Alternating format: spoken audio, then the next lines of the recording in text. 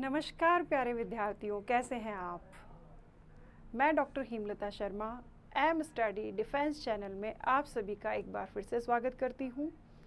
और हमारे जो केमिकल स्टडीज़ की जो प्रिपरेशन है उसी को आगे कंटिन्यू करते हैं।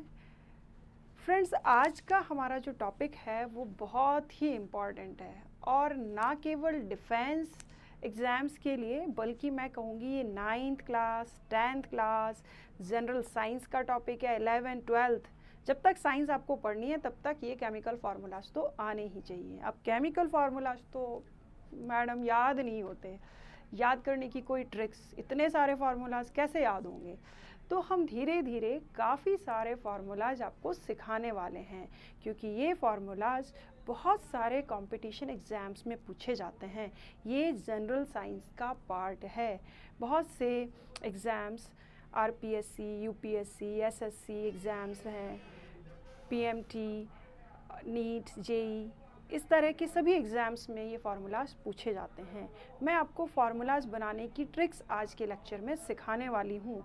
मेरा वादा है, अगर आपने ढंग से मेरे वीडियो को देखा तो आप केमिकल फार्मूलाज यूँ चुटकियों में बना लेंगे। क्यों? क्योंकि आज मैं आपको हमारी लाइफ में इंट्रोड्यूस होने वाले बहुत से एसिड्स, केमिकल्स, इन सब के फार्मूला सिखाने वाली हूँ। बहुत मज़ेदार खट्टी मीठी क्लास होने वाली है आज की हमारी। तो देखिए, केमिकल फार्मूलाज के लिए मैंने जैसा कि लास्ट क्लास में भी आपको बताया था कि एक सीक्वेंस होता है, उसी सीक्वेंस को हम जो है आज की क्लास में डिस्कस करेंगे। तो स्टेप बाय स्टेप हम केमिकल फार्मूला सीखेंगे। इनऑर्गेनिक, ऑर्गेनिक, हर तरह के केमिकल फार्मूलाज ईजीली हम कैसे याद रखें, उन सब की ट्रिक्स मैं आपको सिखाने वाली हूँ।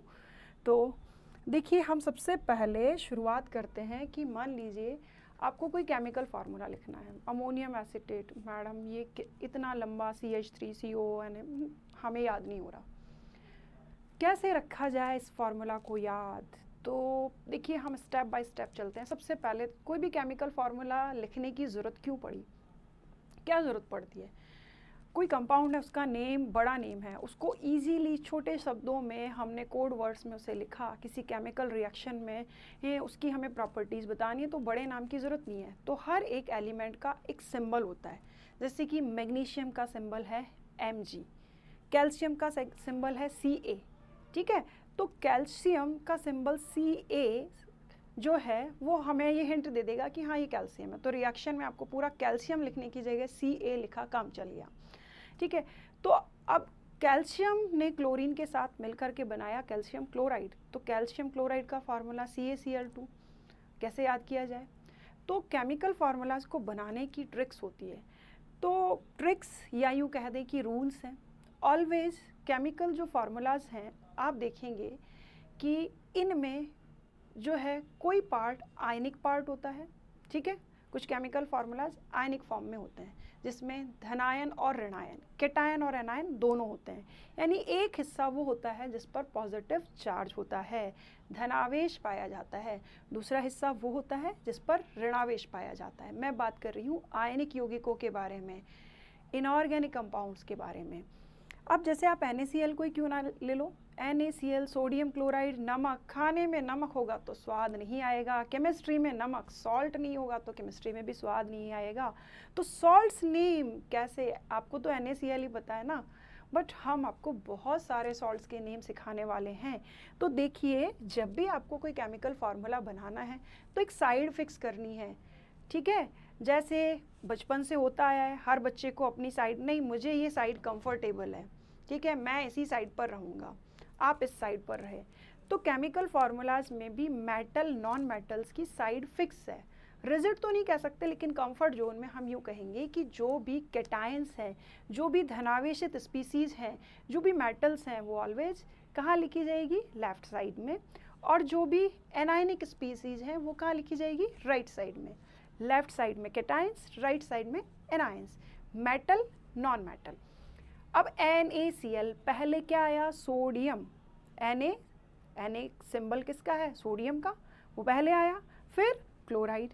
ऐसा क्यों हुआ, क्योंकि जब छोटे बच्चे किसी बड़े के साथ जाते हैं तो छोटा आगे चलता है, बड़ा पीछे चलता है। केटायन छोटा होता है, स्मॉलर होता है, एनायन बड़ा होता है। तो केटायन को पहले लेना है, फिर एनायन को लेना है। तो मैं यहाँ पर मैं लिख रही हूँ जैसे कि NaCl, ठीक है। तो इस पर पॉजिटिव चार्ज है, इस पर नेगेटिव चार्ज है। तो यहाँ ये जो सोडियम है आपका, ये कैटायनिक पार्ट है। क्या है ये? एक कैटायन यानी कि धनायन है। तो धनायन को ऑलवेज लेफ्ट साइड में लिखते हैं, ठीक है। ये मेटल भी है, जो आपका सोडियम है एक मेटल है, तो मेटालिक पार्ट को इधर लिखा जाता है, या यूँ कह दें इलेक्ट्रोपॉजिटिव पार्ट पहले लिखा जाएगा। अगर आपको लेफ्ट राइट याद नहीं होता तो पहले क्या आएगा? पहले आएगा कैटायन यानी कि धनायन या मेटल, वो पहले आएगी, और जो भी आपका एनायन होगा वो बाद में आएगा। एनायन यानी कि ऋणायन, ऋणायन का नंबर बाद में आएगा, ये माना जाता है। और ये माना नहीं, ये है भी कि ऋणायन जो होता है, नेगेटिव आयन जो होता है, उसका साइज थोड़ा बड़ा होता है, तो वो बाद में आएगा, ठीक है। और ये नॉन मेटल भी है, तो हम यूँ कह दें कि मेटल वाला पार्ट पहले लिखा जाता है, नॉन मेटल वाला पार्ट बाद में लिखा जाता है। ये इस पे पॉजिटिव चार्ज है, तो इसको हम इलेक्ट्रोपॉजिटिव एलिमेंट बोल दें, और इसको इलेक्ट्रोनेगेटिव एलिमेंट। इलेक्ट्रोपॉजिटिव मतलब धन विद्युती, ठीक है, और इलेक्ट्रोनेगेटिव मीन्स ऋण विद्युती, धन आवेश यानी कि धन विद्युती।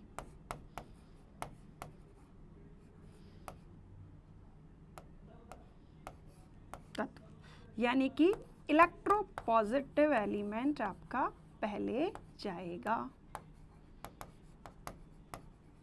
उसके बाद में ऋण विद्युती यानी कि जिसकी इलेक्ट्रोनेगेटिविटी ज़्यादा होती है वो बाद में लिखा जाएगा। मोर इलेक्ट्रोनेगेटिव को बाद में लिखते हैं, ठीक है। अब किसकी इलेक्ट्रोनेगेटिविटी कम है या ज़्यादा है, ये मैंने कल के लेक्चर में बताया था। तो इलेक्ट्रोनेगेटिविटी की ट्रिक्स बताई थी, तो काफ़ी स्टूडेंट्स को तो याद हो गई होगी, लेकिन जिन्होंने आज ही वीडियो देखा है या भूल गए हैं, तो उन्हें मैं आज की क्लास में फिर से इलेक्ट्रोनेगेटिविटी की ट्रिक सिखाने वाली हूँ। ध्यान से सुनिएगा। तो ऑलवेज हम जो कैटायनिक वाला पार्ट है, कम इलेक्ट्रोनेगेटिविटी वाला पार्ट है, उसको लेफ्ट साइड में या पहले लिख देते हैं और इसको बाद में लिखते हैं। अच्छा, अब ये तो बच्चों वाली बात होगी, थोड़ा सा लेवल बढ़ा लें हम। ये किसी बेस का पार्ट होता है, इसलिए इसको बोलेंगे क्षारीय मूलक, बेसिक रेडिकल। ये हो गया अम्ल का पार्ट, इसलिए अम्लीय रेडिकल। क्यों? HCl क्या होता है? एक अम्ल होता है ना, एसिड होता है। तो एसिड से H पॉजिटिव हटा दोगे तो क्लोराइड बचा। तो क्लोराइड क्या है? क्लोराइड क्या है?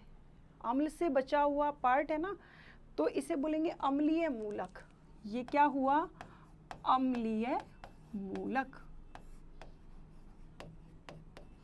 यानी कि एसिडिक रेडिकल। रेडिकल क्या हुआ? बचा हुआ पार्ट। HCl था, HCl में से हाइड्रोजन हटा दिया, तो हाइड्रोजन हटाने के बाद जो बचा हुआ पार्ट है ना, वो क्या कहलाएगा? रेडिकल, ठीक है। अच्छा, नेगेटिव चार्ज है, ठीक है, और ये एसिड में से बचा है इसलिए अम्लीय मूलक। ये क्षार में से बचा है इसलिए इसे क्षारीय मूलक कहा जाएगा। इंग्लिश मीडियम वाले भी टेंशन ना लें, उनके लिए भी लिख रही हूँ बेसिक रेडिकल्स। और ये एसिडिक रेडिकल, तो एसिडिक रेडिकल बाद में और बेसिक रेडिकल को पहले लिख देते हैं, ठीक है। अच्छा, अब इन पर इनका चार्ज हमने लगा दिया, पहले पॉजिटिव फिर इस पर नेगेटिव, ठीक है। फिर हमें दूसरी बात देखो, डायरेक्शन क्लियर हो गई, किसको पहले रखना है किसके बाद में रखना है। इलेक्ट्रोपॉजिटिव, मेटल या जो आपका धन विद्युतीय तत्व है या बेसिक रेडिकल है वो पहले आएगा, और जो भी आपका एसिडिक रेडिकल है, नॉन मेटेलिक पार्ट है, इलेक्ट्रोपॉजिटिव पार्ट है, वो बाद में आएगा। तो साइड्स को लेके अब कोई कंफ्यूजन नहीं है, साइड्स फिक्स। अब दूसरा पॉइंट हमें देखना है वैलेंसी। वैलेंसी मतलब संयोजकता। तो सबसे पहले हमने क्या की? साइड फिक्स कर दी, ठीक है। साइड फिक्स करने के बाद में हमें दूसरा पार्ट देखना है वैलेंसी। वैलेंसी यानी कि संयोजकता। तो यहाँ पर भी मैं आपको ट्रिक्स सिखाने वाली हूँ। तो आप लोग चाहें तो इसका स्क्रीनशॉट ले सकते हैं। अभी मैं इसे क्लीन कर रही हूँ।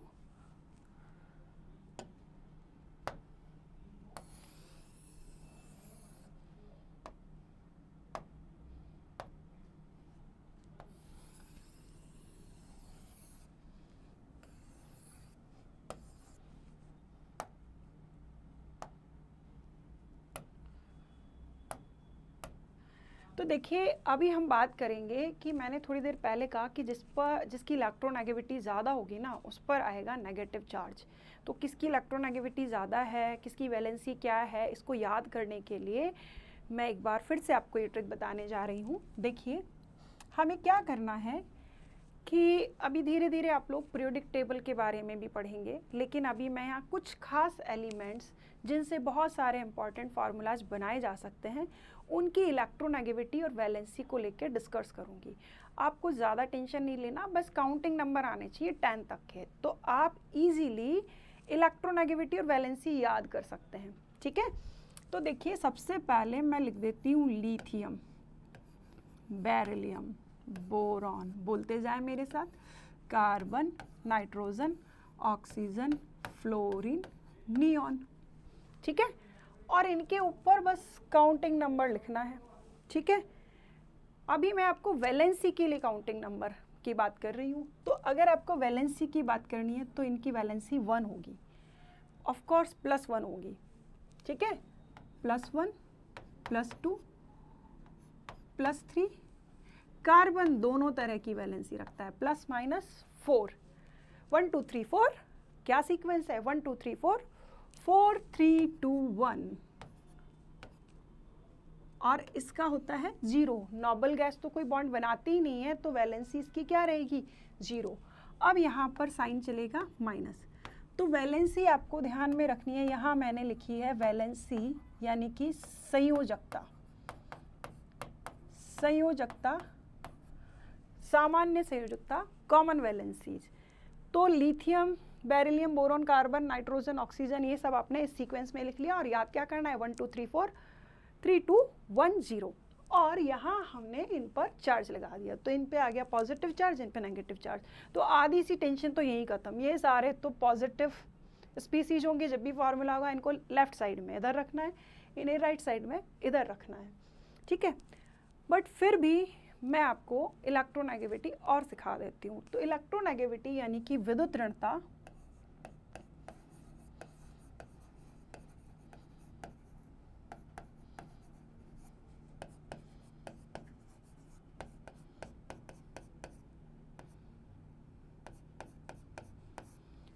अगर हम देखें तो पीरियोडिक टेबल में सबसे ज़्यादा इलेक्ट्रोनेगेटिविटी जो होती है वो किसकी होती है? जल्दी कमेंट करके बताओ, किसकी होती है? किसकी होती है? फ्लोरीन की होती है। कितनी होती है? 4.0 होती है। यूनिट नहीं, कोई यूनिट नहीं होती। ठीक है, 4.0। अब पीछे आना है। ठीक है, तो इसकी सबसे ज़्यादा है तो इसकी कम होगी ना। कितनी कम होगी? इतनी सी कम। कितनी कम? 0.5 कम। तो 0.5 मतलब 3.5 हमने कम की, ये 0.5 कम कर दी, यहाँ 3.0, यहाँ 2.5, 2.0, 1.5, 1.0। ठीक है, अब नियॉन की नहीं होती इलेक्ट्रोनेगेटिविटी। क्यों? क्योंकि बॉन्ड ही नहीं बनाता। क्योंकि इलेक्ट्रोनेगेटिविटी विद्युत ऋणता का मतलब होता है बॉन्डेड इलेक्ट्रॉन्स को अपनी ओर अट्रैक्ट करने की पावर।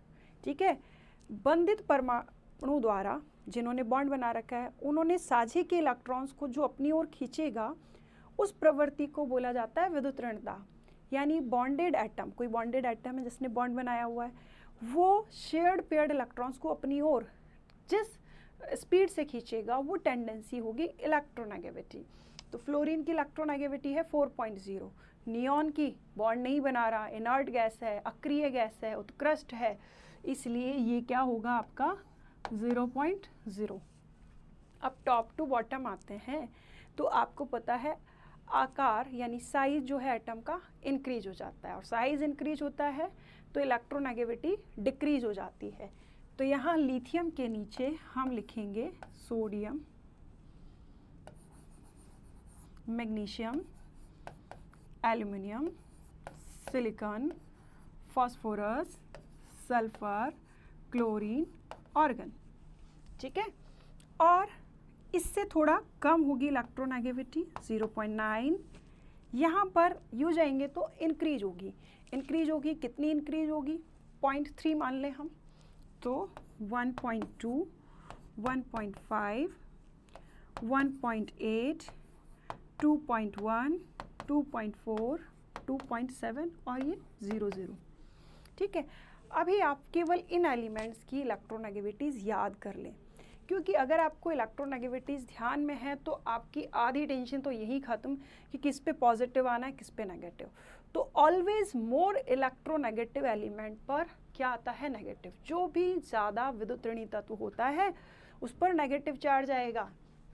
जैसे मैंने लिखा यहाँ पर OF2, मैंने लिखा OCl2। ऑक्सीजन और फ्लोरीन को कंपेयर करो, किसकी इलेक्ट्रोनेगेटिविटी ज़्यादा है? फ्लोरीन की, तो इस पर आएगा नेगेटिव चार्ज और ऑक्सीजन पर आएगा पॉजिटिव चार्ज। ऑक्सीजन और क्लोरीन में ऑक्सीजन की इलेक्ट्रोनेगेटिविटी ज़्यादा है तो ऑक्सीजन पर आएगा नेगेटिव चार्ज, क्लोरीन पर आएगा पॉजिटिव चार्ज। और जैसा कि मैंने आपको कल की क्लास में भी बताया था, जिस पे नेगेटिव चार्ज आया है उस एलिमेंट पे, उस एटम पे नाम में पीछे हम क्या जोड़ देते हैं? आइड। क्लोरीन से बना क्लोराइड, ब्रोमीन से बना ब्रोमाइड, सल्फर से बना सल्फाइड। और जिस पे पॉजिटिव चार्ज आया उसके पीछे या तो कुछ नहीं लगाना या क्या लगाना है? ईएम। जिस पे पॉजिटिव चार्ज आता है उसके पीछे हम लगाते हैं ईएम। अब मोस्टली मेटल्स के नेम के आगे ईएम आता है, जैसे कि sodium, potassium, magnesium, scandium, titanium, vanadium, chromium, EM. क्योंकि बहुत सारी एलिमेंट्स जो हैं वो मेटल्स ही हैं। अप्रॉक्सीमेट 70% जो एलिमेंट्स हैं वो मेटल्स ही होते हैं। ठीक है, तो यहाँ आप देखिए, जैसे फ्लोरीन है, फ्लोरीन पे नेगेटिव चार्ज है फ्लोरीन, और इसमें मैंने जोड़ दिया नेगेटिव चार्ज, इसलिए फ्लोराइड। क्या पढ़ेंगे हम? फ्लोराइड।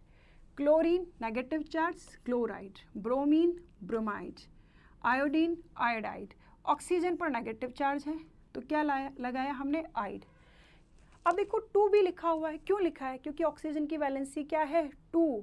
वैलेंसी, संयोजकता, हिंदी मीडियम वाले ऐसे समझिए, कितनों से संयोग कर सकती है, कितनों को जोड़ सकती है। मेरे 2 हाथ हैं, मैं एट ए टाइम 2 लोगों को पकड़ सकती हूँ। ठीक है, 2 पेन एक साथ हाथ में पकड़ सकती हूँ। ठीक है, तो जो जितने से संयोग करेगा, जो जितने से बॉन्ड बना सकता है, वो उसको हो गई उसकी वैलेंसी, संयोजकता। ठीक है, तो ऑक्सीजन की वैलेंसी 2 है और इस पर नेगेटिव चार्ज है, तो इसको हम क्या पढ़ेंगे? Oxide. Sulphur sulphide, nitrogen nitride. Nitrogen कितनों को पकड़ सकती है? 3 को, यानी कि 3 बॉन्ड एट ए टाइम ये बना सकती है। तो नाइट्रोजन की वैलेंसी, संयोजकता कितनी है? 3। ठीक है, और मैंने अभी टेबल में भी बताया था, जैसे यहाँ देखिए, ये देखिए नाइट्रोजन की वैलेंसी कितना है? 3। और नेगेटिव चार्ज इसलिए लगाया, अगर ये किसी के साथ जुड़ा हुआ है, इसकी इलेक्ट्रोनेगेटिविटी ज़्यादा है तो नेगेटिव, और general oxidation state, general valency जो होती है इसकी माइनस में होती है। फॉस्फोरस पर नेगेटिव चार्ज है तो फॉस्फाइड। अच्छा, अब हमें पॉजिटिव नेगेटिव चार्ज कैसे लगाना है ये आइडिया हो गया, डायरेक्शन पता चल गई। अब फार्मूला कैसे बनेगा? फार्मूला बनाना कोई बड़ी चीज़ नहीं है। अब तो आपने जगह डिसाइड कर ली, किसके कितने इलेक्ट्रॉन्स हैं ये डिसाइड कर लिए, किस पे कितनी वैलेंसी है, कितना चार्ज है ये डिसाइड हो गया। तो अब हम बनाएंगे फार्मूला। तो देखिए यहाँ पे हम एक एग्जाम्पल लेते हैं। जो भी सिंबल है, जैसे कि मेटल है उसको मैग्नीशियम, इसको मैंने पहले लिख दिया। मैग्नीशियम और क्लोरीन का हम फार्मूला बना रहे हैं। आपके एग्जाम में आया मैग्नीशियम क्लोराइड का फार्मूला बताइए। तो मैग्नीशियम Mg मेटल है, क्लोरीन के कंपैरेटिवली इसकी इलेक्ट्रोनेगेटिविटी कम है, तो मैग्नीशियम को हमने पहले लिखा, क्लोरीन को हमने बाद में लिखा। मैग्नीशियम की वैलेंसी कितनी है? 2, तो इसका चार्ज हो गया +2, क्लोरीन का क्या हो गया? -2। अब जो भी चार्ज है उसको जिग जैग क्रॉस करना है, जो भी चार्ज है उसको जिग जैग क्रॉस करना है। ये चार्ज ये इसको दिया, ये चार्ज इसको दिया, तो मैग्नीशियम क्लोराइड MgCl2, लीजिए आपका फार्मूला तैयार है, मैग्नीशियम क्लोराइड। ठीक है। इसी तरह कैल्शियम होता, कैल्शियम पर चार्ज +2 है, क्लोरीन पे -1 है, तो क्या बन जाएगा, जिग जैग क्रॉस किया CaCl2, ठीक है। एल्यूमिनियम होता, एल्यूमिनियम की वैलेंसी +3, क्लोराइड की 1, तो AlCl3, ठीक है। और क्या पढ़ेंगे इसे, एल्यूमिनियम ट्राइक्लोराइड, हिंदी में भी एल्यूमिनियम ट्राइक्लोराइड ही पढ़ेंगे, ठीक है। तो इसकी हिंदी नहीं होगी। अच्छा, क्योंकि नाम है ना, हर नाम का हम हिंदी इंग्लिश मीनिंग नहीं, इनको जनरल वे में भी चलने दिया जा सकता है। अच्छा, एक और एग्जांपल ले लें, जैसे कि कॉपर है, कॉपर चार्ज +2, फॉस्फेट ये एक रेडिकल है, एसिड से बचा हुआ, इस पर है -3, हमने इनको एक्सचेंज कर दिया, तो फॉर्मूला बन गया आपका Cu2PO4, Cu3PO4 होल ट्वाइस। इसको हम क्या बोलेंगे, अब यहाँ पर भी मैं एक चीज़ सिखाने वाली हूँ। कॉपर जो है एक से ज़्यादा ऑक्सीडेशन स्टेट शो करता है, ठीक है। अभी नाम हम इसका बताएंगे, अभी तो हमने फार्मूला ही लिया है, फार्मूला Cu3PO4 क्या है, ये जनरली बोल देंगे कॉपर का फॉस्फेट है, ठीक है। बट कॉपर के तो 2 तरह के फॉस्फेट बन सकते हैं। कैसे, कि कुछ एलिमेंट्स ऐसे होते हैं जो एक से ज़्यादा टाइप के ऑक्सीडेशन नंबर्स या वैलेंसीज शो करते हैं, ठीक है। जैसे कि कॉपर की 2 वैलेंसी होती है, Cu+1 और Cu+2, ठीक है। तो Cu+1 एंड Cu+2 कॉपर है, बट 2 हैं। जैसे कि मान लीजिए एक ही क्लास में 2 स्टूडेंट्स हैं, जैसे कि अंकित कुमार 2 बार रिपीट हो गया, ठीक है। तो टीचर क्या करेगी, एक के नाम के आगे फर्स्ट लगाएगी, एक के नाम के आगे सेकंड लगाएगी, पहचानने के लिए, अटेंडेंस के लिए। तो कॉपर है, ये भी कॉपर है, ये भी कॉपर है, ये +1 है, ये +2 है, ये फर्स्ट, ये सेकंड, ये कॉपर फर्स्ट और ये क्या हो गया, कॉपर सेकंड। लेकिन जब इसका नाम बोलना होगा तब हम क्या करेंगे, तब हमें क्या करना है, जो लेस वैलेंसी इन दोनों में से अगर हम देखें तो +1 वैलेंसी क्या है, लेस है +2 के, तो जो लेस वैलेंसी, लेस याद रखना है, लेस तो क्या लगाना है, अस, लेस अस। तो कम वाली वैलेंसी के आगे क्या लगाना है, अस, तो इसका नाम बन जाएगा Q+, ठीक है, Q+, ठीक है, Cu+1। और जिस पर वैलेंसी ज़्यादा हो, अधिक, अधिक तो क्या लगाओगे, इक, अधिक तो क्या लगाओगे, इक, और कम है, लेस है तो क्या लगाओगे, अस। तो जो कम वैलेंसी वाला होता है उसके आगे क्या लगाना है, अस, Q+, तो ये क्या हो गया, Cu+2 वाला क्या हो गया, अधिक है, Q', इक लगाया, इसमें लगाया अस, तो ये क्या हो गया, Q', ठीक है। तो ये हो गया Q' फॉस्फेट, ठीक है। क्यों, क्योंकि अगर +1 में होता तो यहाँ पर 2 नहीं आता, ठीक है। क्यों, क्योंकि वहाँ पर ऑक्सीडेशन नंबर +1 होता। एक और एग्जांपल ले लें, जैसे कि हम बात करें Fe+2, Fe+3, Fe+2 कम है, लेस है, तो क्या पढ़ेंगे इसे, फेरस। Fe+3 तो अधिक है, तो क्या पढ़ेंगे हम इसे, फेरिक, ठीक है। और कुछ इस तरह के फॉर्मूलाज हम प्रैक्टिस कर लेते हैं।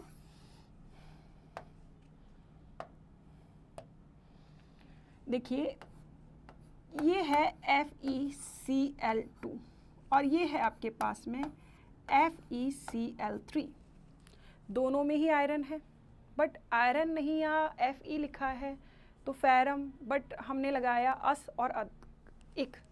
तो जो देखिए इसका ऑक्सीडेशन नंबर, अब बैकवर्ड जाना है हमें, पीछे इस फॉर्मूला को इधर ले गए, ठीक है। प्लस वाला है तो इस पर पॉजिटिव चार्ज, इस पर नेगेटिव चार्ज, ये 2 यहाँ चला जाएगा, ये 1 यहाँ चला जाएगा, यानी कि इसमें आयरन पर कितना चार्ज है, +2, और कम है ना, लेस है, तो इसलिए से हम क्या पढ़ेंगे, फेरिक, फेरस, क्लोराइड। आइड क्यों लगाया? क्योंकि क्लोरीन पे नेगेटिव चार्ज है। इसमें अस क्यों लगाया? क्योंकि ये लेस ऑक्सीडेशन स्टेट वाला है। ठीक है, ये यहाँ पर आयरन पर +3 चार्ज है, क्लोरीन पर -1 है, तो ये अधिक मोर ऑक्सीडेशन स्टेट हो गई, तो इसका नेम क्या होगा? Ferric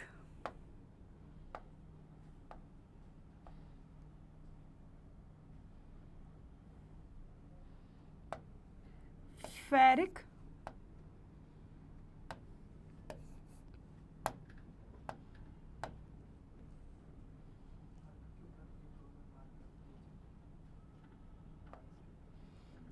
ferric chloride. ठीक है, इसका नेम हो जाएगा हमारे पास में, क्या नेम हो जाएगा? Ferric chloride. ठीक है, मोर वाले के आगे क्या लगाना है हमें? क्या लगाना है? अधिक। ठीक है, मोर ऑक्सीडेशन नंबर वाले के आगे, और जिसका कम है उसके आगे क्या लगाओगे? अस। तो फेरिक, फेरस क्लोराइड आ गया। इसी तरह से मरकरी भी 2 तरह के ऑक्सीडेशन नंबर्स जो है, 2 तरह की वैलेंसी शो करता है। कौन कौन सी? +1 और +2। तो मर्क्यूरस, मर्क्यूरिक। ठीक है, फेरस, फेरिक। तो हम इस तरह के फार्मूलाज बना सकते हैं, इजीली बना सकते हैं। ठीक है, तो अभी हम एक और फार्मूला लेते हैं। तो फेरस, फेरिक समझ में आया आपको? ठीक है, तो मैं बात कर रही थी, मान लीजिए अगर मोनोरेडिकल स्पीसीज हैं, मोनोरेडिकल स्पीसीज हैं, तब तो सीधा सा आपने क्या किया कि आपने सीधा नेगेटिव या नेगेटिव चार्ज लगाया। तो जैसे ये हाइड्राइड हो गया, OH है तो ये हाइड्रोक्साइड हो गया। ठीक है, एक ऐसा ही एक और फार्मूला लेते हैं हम, FeOH3। तो वैलेंसी यहाँ आयरन की कितनी है? +3। तो ये क्या हो गया? Ferric hydroxide. अधिक आया ना, तो फेरिक, 2 वैलेंसीज होती है ना आयरन की, +2 और +3, तो ये क्या हो गया? Ferric hydroxide. और अगर हमें फेरिक हाइड्रोक्साइड में अगर OH में 3 की जगह 2 लगा होता, तो अब ये फेरिक नहीं, क्या कहलाएगा?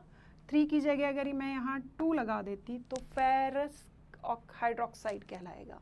ठीक है, अब मान लीजिए कि मैं यहाँ पर जो है आपका क्या करती हूँ कि यहाँ पर एक और रेडिकल लगा देती हूँ। रेडिकल क्या होता है? मतलब जो कैटायन एनायन है वो रेडिकल ही है, बट उसमें अगर एटम्स का एक ग्रुप आ जाए, समूह आ जाए, तो उसको रेडिकल हम बोलें, जैसे कि सल्फेट, SO4 नेगेटिव। अब इसका नेम क्या है? सल्फेट। अब ऐसे तो बहुत सारे हैं, कैसे नाम याद रखेंगे? तो यहाँ पर भी अगला जो मेरा कोड वर्ड ट्रिक है वो ये है कि देखिए, सल्फेट में अगर 2 हाइड्रोजन जोड़ दें तो ये क्या बन गया? H2SO4। और H2SO4 जो है, इसका नाम क्या है? इसका नाम है सल्फ्यूरिक अम्ल, सल्फ्यूरिक एसिड। ठीक है, अब इस सल्फ्यूरिक एसिड में से 2 हाइड्रोजन निकल जाए, 2 हाइड्रोजन, तो क्या बचा? ये सल्फेट बचा। सल्फ्यूरिक इक को हटा के 8 लगा दिया, ये जो इक है इसको हटा के 8 लगा दिया, तो अब ये क्या नाम पढ़ रहे हैं हम इसे? सल्फेट। एक और एग्जाम्पल लें, HNO3, इसमें से एक हाइड्रोजन को रिमूव कर दिया तो ये बचा NO3 माइनस। इसको पढ़ते हैं हम नाइट्रिक एसिड, नाइट्रिक अम्ल। ठीक है, और इस पे आया नेगेटिव चार्ज, तो अब ये बन जाएगा नाइट्रेट। तो देखो क्या आ रहा है? 8। क्या कॉमन वर्ड आया? यहाँ पे भी 8, यहाँ पे भी 8। ठीक है, अगर किसी एसिड में से H पॉजिटिव हटा दिए जाए तो जो बची हुई स्पीसी उसके नाम में आगे क्या जुड़ जाता है? 8, सल्फेट, नाइट्रेट। और जो एसिड है उसके नाम में क्या लगा हुआ है? इक। देखो, nitric, sulphuric, carbonic, acetic, formic. ठीक है, यहाँ लीजिए CH3COOH, क्या है ये? Acetic acid. तो मोस्टली एसिड्स के नेम में, मोस्टली, मैं सबके लिए नहीं कह रही हूँ, मोस्टली टार्ट्रिक, लैक्टिक, ठीक है, सल्फ्यूरिक, कार्बोनिक, बेंजोइक, एक mostly acids, inorganic, organic, mostly सभी एसिड्स के नेम में मोस्टली क्या आता है, इक आता है। तो इसका नेम क्या है, एसिटिक। इसमें से मैंने H पॉजिटिव हटा दिया, तो जो बचा, क्या बचा, CH3COO नेगेटिव बचा, तो इसका नेम क्या होगा, एसीटेट। एसिटिक, इक को हटा के एट लगा दिया, इक एट, यानी सल्फ, जो भी एसिड है उसके नेम में इक है, उसमें से H पॉजिटिव हटा दो तो जो बचेगा उसके नेम में क्या जुड़ जाएगा, एट।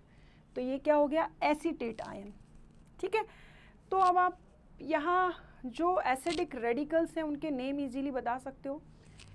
कुछ और मैं कॉमन रेडिकल्स की बात कर रही हूँ।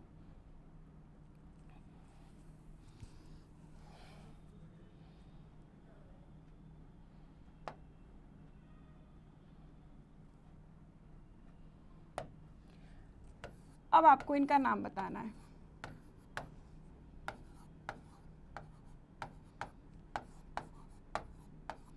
और हम इनसे फॉर्मूलाज भी बनाएंगे।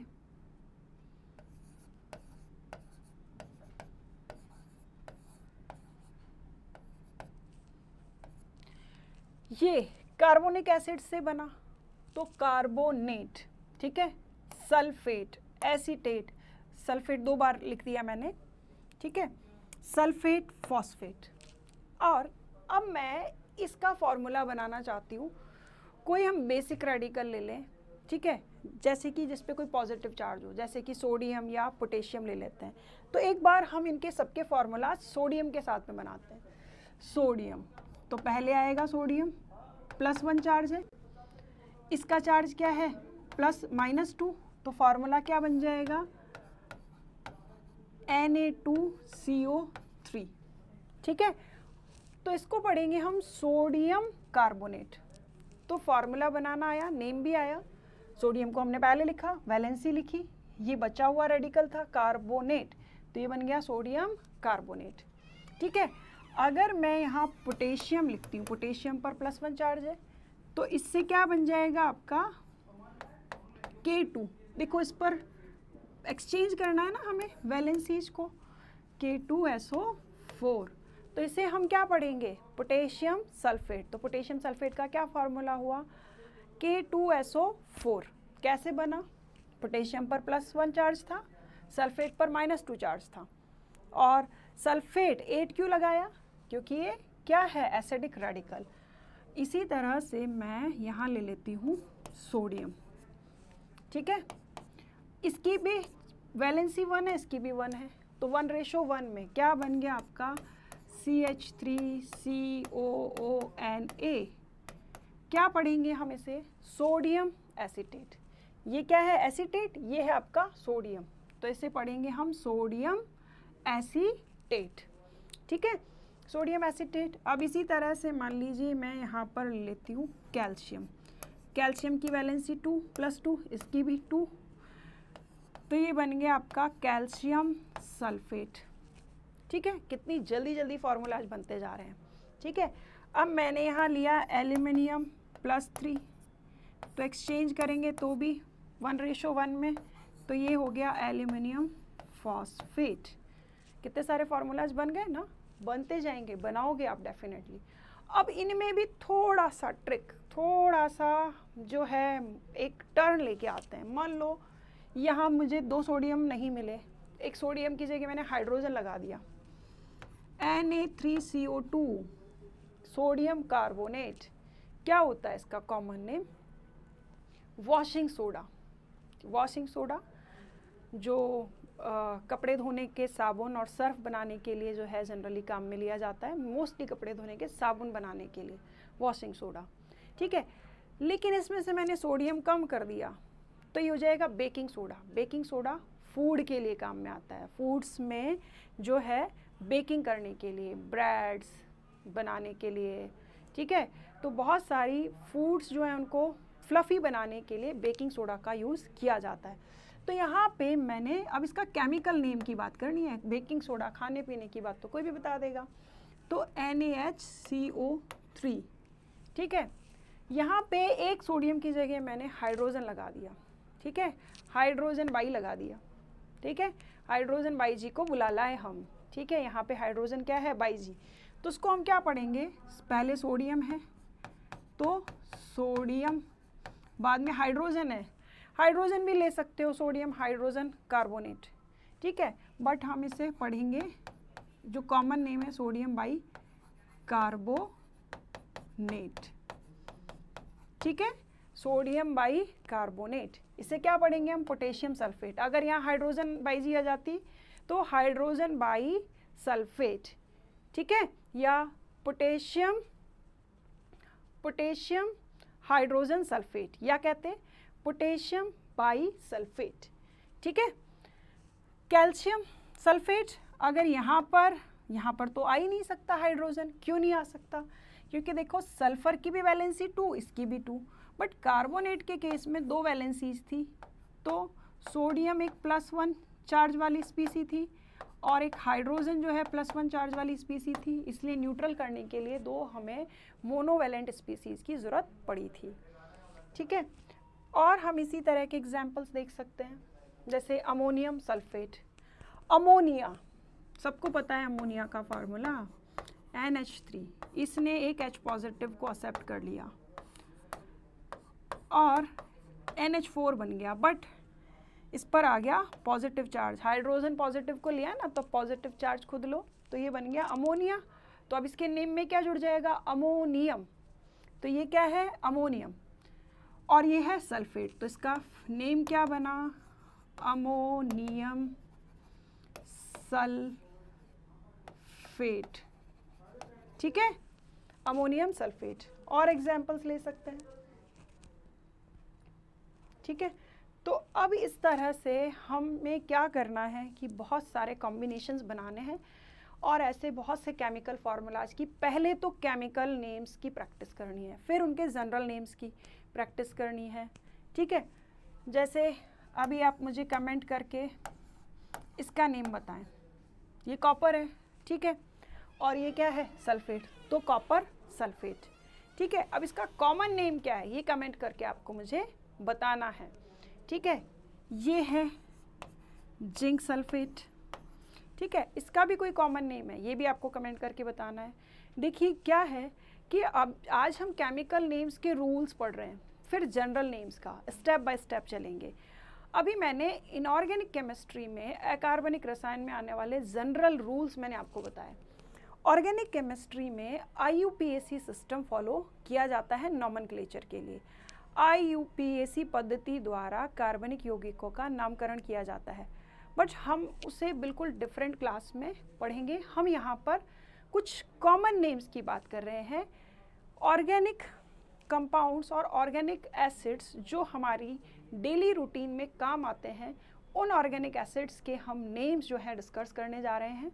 यहाँ पर हम कुछ ट्रिक्स लेंगे, तो वो फार्मूलाज एग्ज़ाम में पूछे जाते हैं और हम उन्हें चुटकियों में कुछ ट्रिक्स की मदद से याद कर सकते हैं। इसके लिए मैं आपको पहले कुछ एग्जाम्पल्स देती हूँ। मोस्टली जो आपके ऑर्गेनिक एसिड्स हैं वो बने होते हैं, ऑर्गेनिक एसिड जो भी हैं आपके, उनमें क्या होता है, कार्बोक्सिलिक ग्रुप पाया जाता है, उनमें क्या पाया जाता है, कार्बोक्सिलिक ग्रुप पाया जाता है।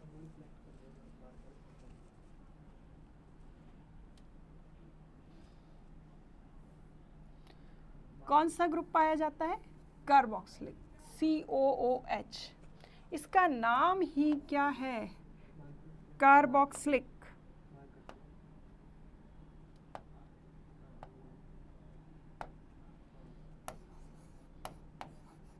ये है कार्बोक्सिलिक समूह, कार्बोक्सिलिक ग्रुप।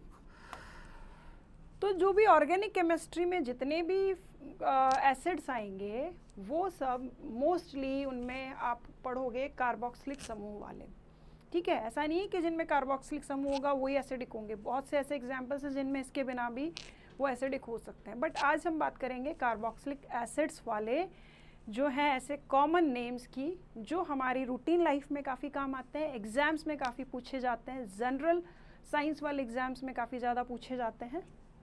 देखो ये कार्बोक्सिलिक समूह है, इसकी स्ट्रक्चर ऐसी होती है, इसमें कार्बन जो है डबल बॉन्ड ऑक्सीजन के साथ में एक तरफ जुड़ा हुआ है, एक और ये हाइड्रोजन हाइड्रोक्साइड ग्रुप से जुड़ा हुआ है। एक तरफ डबल बॉन्ड ऑक्सीजन से, एक तरफ ऑक्सीजन और हाइड्रोजन से जुड़ा हुआ है। ऑक्सीजन की वैलेंसी क्या होती है? 2 होती है। इसको 2 बॉन्ड बनाने को चाहिए, तो या तो एक साथ किसी से डबल बॉन्ड बना ले या दोनों तरफ सिंगल सिंगल बॉन्ड बना ले। कार्बन की वैलेंसी कितनी होती है? 4 होती है। देखो 1 2 3 4 बॉन्ड्स बना लिए ना। हाइड्रोजन की 1 है तो इसने एक ही बॉन्ड बनाए रखा है। तो ये होती है कार्बोक्सिलिक समूह की संरचना। कार्बोक्सिलिक ग्रुप जो है वो आपका मोस्टली एसिड्स में पाया जाता है। कौन कौन से एसिड्स में पाया जाता है रूटीन लाइफ में? Acetic acid, acetic acid, vinegar, vinegar खाया है सबने? चाउमीन खाई है ना, बड़ा खट्टा सा, और नींबू का अचार आपने खाया है, बड़ा अच्छा खट्टा सा जो टेस्ट आता है वो किसकी वजह से आता है? विनेगर की वजह से। और विनेगर में क्या होता है? 4 to 5% एसिटिक एसिड होता है, ठीक है, ठीक है। इसी तरह से और भी बहुत सारे एसिड्स हैं, ठीक है। टार्ट्रिक एसिड, बताओ कहाँ आता है यूज़ में? इमली, खट्टी मीठी इमली, और बहुत सारी डिशेस बनाने के लिए इमली का यूज़ किया जाता है। क्यों? क्योंकि उसमें टार्ट्रिक एसिड होता है। तो टार्ट्रिक एसिड में भी कार्बोक्सिलिक एसिड पाया जाता है। खट्टा, लेमन, ऑरेंज, इन सब में क्या होते हैं? Citric acids. तो सिट्रिक एसिड में भी कार्बोक्सिलिक ग्रुप होता है। मिल्क जो आप ले रहे हो उसमें भी एसिड है, हाँ उसमें भी एसिड है। कौन सा है? कौन सा एसिड है? लैक्टिक एसिड है। तो इस तरह से हम बहुत सारे जो है फूड आइटम्स में हम एसिड्स को खाने के लिए यूज़ करते हैं, मेडिसिन्स के रूप में करते हैं यूज़। तो उन सब एसिड्स में कार्बोक्सिलिक ग्रुप पाया जाता है। अब जैसे देखिए दूध है आपका, उसमें चावल मिला दिए जाए तो खीर बन जाएगा, ठीक है। चॉकलेट फ्लेवर मिला दिया जाए तो वो आपका चॉकलेट शेक बन गया, ठीक है। तो जैसे दूध का नेचर अलग अलग चीज़ों के साथ उसका टेस्ट बदल जाता है ना, ठीक है। पानी में आपने नींबू मिला दिया, नींबू पानी हो गया। शरबत मिला दिया तो शरबत का पानी हो गया। वैसे ही इस कार्बोक्सिलिक को जिसके साथ जोड़ोगे ना तो इसका नेचर भी बदल जाएगा। जैसे कि मैंने यहाँ पे मैं कुछ एग्जाम्पल्स लेती हूँ। हाइड्रोजन के साथ जोड़ा तो मैं इसे बोलूँगी फ्यूमेरिक एसिड। हिंदी में भी फ्यूमेरिक एसिड बोलते हैं। फ्यूमेरिक एसिड जो है फार्मिका नाम की लाल चींटी से निकला। जितने भी एसिड्स हैं ना उनके नेम में पीछे एक जरूर से आना है। तो एक आया है तो टेंशन फ्री रहो कि ये तो एसिड ही होगा। पूछा जाए एसिड ही क्या बेसिक है, एक आ रहा है तो मोस्टली क्या होंगे? एसिड्स होंगे। फ्यूमेरिक, फ्यूमेरिक फार्मिका नाम की लाल चींटी से निकला था। लाल चींटी काट जाती है ना तो स्किन पे थोड़ी देर के लिए रैशेज हो जाते हैं, कुछ लोगों को एलर्जी हो जाती है क्योंकि वो फार्मिक एसिड रिलीज करती है, ठीक है। तो ये किससे मिला था? फार्मिका नाम की लाल चींटी से।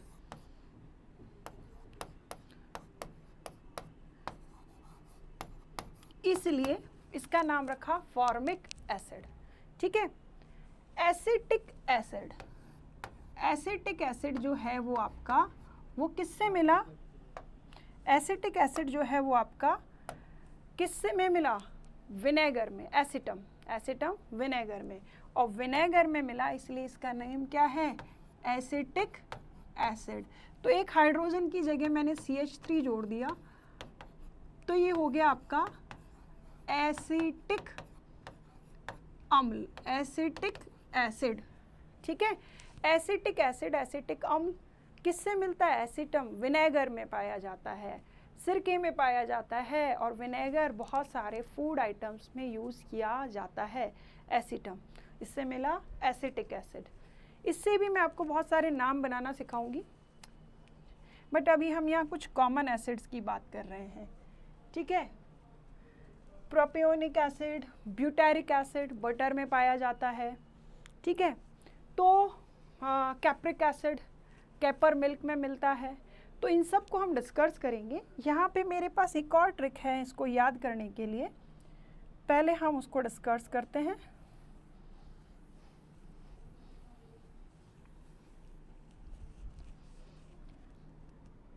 अगर मान लीजिए कि आपके ये जो है कार्बोक्सिलिक समूह, दो कार्बोक्सिलिक समूहों को हम लगातार जोड़ देते हैं, दो कार्बोक्सिलिक समूह लगातार सीक्वेंस में है, तो इसका नेम क्या हो गया, क्या नेम हो गया, ऑक्सैलिक एसिड। क्या हुआ ये, ऑक्सैलिक एसिड। ठीक है, अब मैंने यहाँ इसमें मैं एक बिल्कुल क्रम से सिखा रही हूँ, एक CH2 बीच में जोड़ दिया और ये दो कार्बोक्सिलिक समूह है, तो ये क्या हो गया, ऑक्सैलिक एसिड। तो ये हो गया आपका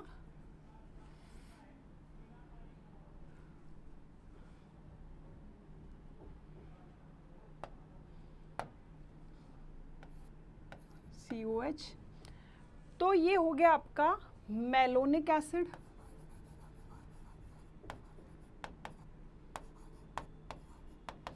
एक और CH2 जोड़ दो, जोड़े जाओ। कार्बन तो बड़ी लंबी लंबी चेन कंपाउंड्स बनाता है और नेम भी हम सीखते जाएंगे। एक और CH2 जोड़ दिया तो ये बन गया आपका सक्सिनिक एसिड। ठीक है, और एक और CH2 जोड़ दिया हमने,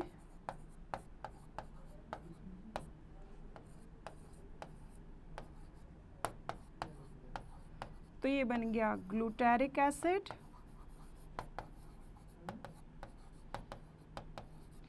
एक और CH2 जोड़ दिया हमने, यानी कि अभी देखिए 3 CH2 है, 4 CH2 हम जोड़ दें तो ये आपका बन गया एडिपिक एसिड।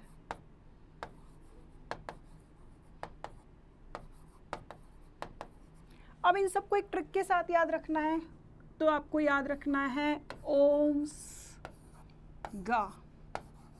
क्या गाना है आपको, ओम्स गाओ, ओम्स गाते जाओ। O for oxalic acid, O for oxalic acid, M for malonic acid, S for succinic acid, G for glutaric acid और A फॉर एडिपिक एसिड। तो इन सब का फॉर्मूला बस एक याद करना है, ऑक्सैलिक एसिड, फिर CH2 जोड़ा तो मेलोनिक, एक और CH2 जोड़ा सक्सेनिक, एक और CH2 जोड़ा ग्लूटारिक, एक और जोड़ा एडिपिक। 5 एसिड्स के फॉर्मूला याद हुए नहीं हुए, हो गए ना। क्या गाना है, ओम्स गाओ। O for oxalic, M for malonic, S for succinic और G for glutaric, A for adipic. Adipic acid nylon 6 बनाने के काम में आता है। नायलॉन के बहुत सारे टॉयज़, कपड़े वगैरह बनाए जाते हैं ना, वही बनाने के लिए ये। तो इतना लंबा फार्मूला कैसे याद रहेगा, बहुत आसान सी ट्रिक है, याद हो गया। अच्छा, अब मैं इनसे भी कोई बड़े वाले फार्मूला बनाती हूँ। जैसे इसमें मैंने सोडियम पोटेशियम वगैरह जोड़ दिया तो क्या होगा भाई, देखो यहाँ पर मैंने ऑक्सैलिक एसिड है, इसमें मैंने मान लीजिए जोड़ दिया सोडियम आयन, जोड़ दीजिए भाई सोडियम आयन को।